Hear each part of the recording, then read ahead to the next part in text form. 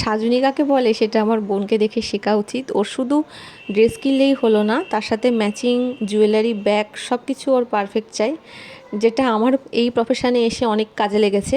ওর থেকে এটা আমি ছোটো থেকেই দেখে শিখেছি যে বেশ মানে ম্যাচিং সেন্সটা ওর বরাবরই ছিল, কিন্তু আমি ছিলাম পুরোই উল্টো, সাজগোজের শও করতাম না, একদম মানে পুরোই উল্টো, ও যা আমি তার পুরোই উল্টো।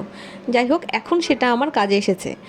আর ও জানো তো, কোনো যদি লুক দেখে সেটা আগেই বলবে যে দিদি আমি এরকম এরকম ভেবে রেখেছি, তুই আমাকে আসবি যখন করে দিবি।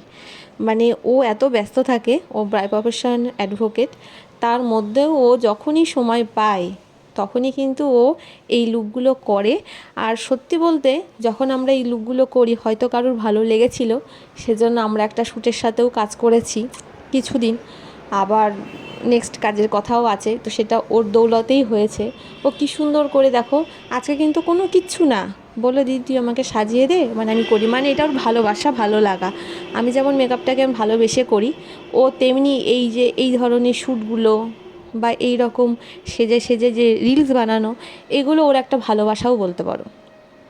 তাই যখনই ও সময় পায় আমাকে দেখিয়ে রাখে এরকম এরকম করে দিবি। আর আমি তো বারবারই বলেছি আমি ওরকম প্রপার স্টেপ ফলো করে সব কিছু করে করি না, কারণ ও তো কোথাও বেরোয় না, ঘরেই থাকে। তাই যেটুকুনি না করলে নয়, দেখতে ভালো লাগে সেরমই করে দিই।